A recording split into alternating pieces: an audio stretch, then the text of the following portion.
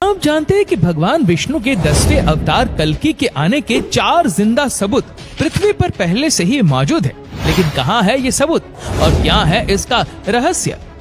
मित्रों, जब जब इस धरती पर पाप और अन्याय का घड़ा भरा है, तब तक पापियों का नाश करने के लिए भगवान विष्णु ने अवतार लिया है। ठीक ऐसा ही कलयुग में भी होगा, जब भगवान कल्कि अधर्म का नाश करने आएंगे। आइए जानते हैं कौन कौन से है वो जिंदा सबूत। धर्म शास्त्रों के अनुसार महाभारत काल के बाद जब श्री कृष्ण ने अपना देह त्याग दिया, तो उनके सुदर्शन चक्र ने खुद को पृथ्वी के अंदर समाहित कर लिया था, क्योंकि ऐसा माना जाता है कि भगवान विष्णु के कल के अवतार जब कलयुग में आएंगे तो यही सुदर्शन चक्र धरती चीर कर वापस निकलेगा और भगवान कल्कि उसे धारण कर लेंगे। सोचने वाली बात यह है कि आखिर वह सुदर्शन चक्र से युद्ध कैसे करेंगे, उनकी क्या योजना होगी। ये सभी चीजें उन्हें कोई और नहीं बल्कि भगवान परशुराम ही सिखाएंगे, जो कि आज भी जीवित है और उनकी प्रतीक्षा कर रहे हैं। सिर्फ सुदर्शन चक्र ही नहीं, कुंती पुत्र कर्ण का अमोघ कवच और कुंडल भी उनकी इस युद्ध में सुरक्षा करेगा। बताया जाता है कि महाभारत काल के बाद आज भी समुद्र देव और सूर्य देव इस कवच और कुंडल की सुरक्षा पूरी के कोणार्क में सदियों से कर रहे हैं। और तो और दोस्तों, कली पुरुष के खिलाफ होने वाले इस युद्ध में भगवान कल्कि का सबसे बड़ा हथियार बृहन्न पदार्थ साबित होगा। जी हाँ, वही बृहन्न पदार्थ जिसके बारे में कहा जाता है कि वह भगवान श्री कृष्ण का दिल है, जो आज भी भगवान जगन्नाथ की मूर्ति में धड़कता है। धर्म विद्वानों की माने तो बृहन्न पदार्थ में असीमित शक्तियां और कलयुग में इसी बृहन्न पदार्थ की मदद से कल के अवतार कली पुरुष को पराजित करेंगे।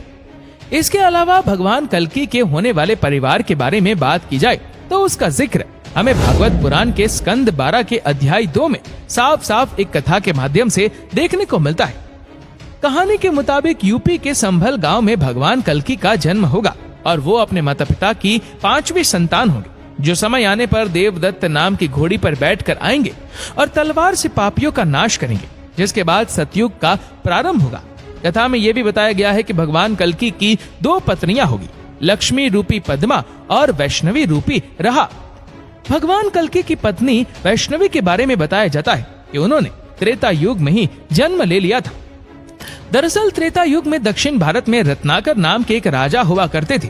वो माता रानी की बहुत बड़े भक्त थे, परंतु वो संतानहीन थे।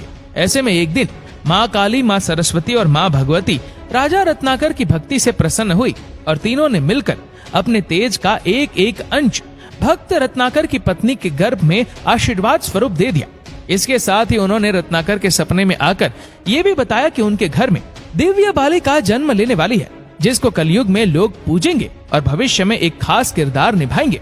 आगे चलकर राजा रत्नाकर के घर में एक बच्ची की किलकारी गूंजी, जिसका नाम त्रिकुटा रखा गया।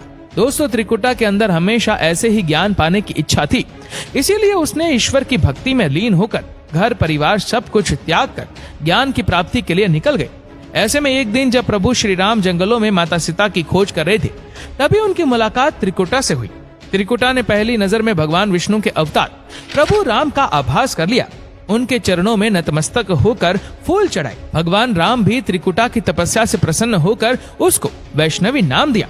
परंतु जब त्रिकुटा ने भगवान राम को उनके अंदर समाहित होने की प्रार्थना की, तो उन्होंने इसके लिए उसे मना कर दिया और कहा कि तुम्हारी इच्छा पूरी करने का ये सही समय नहीं है।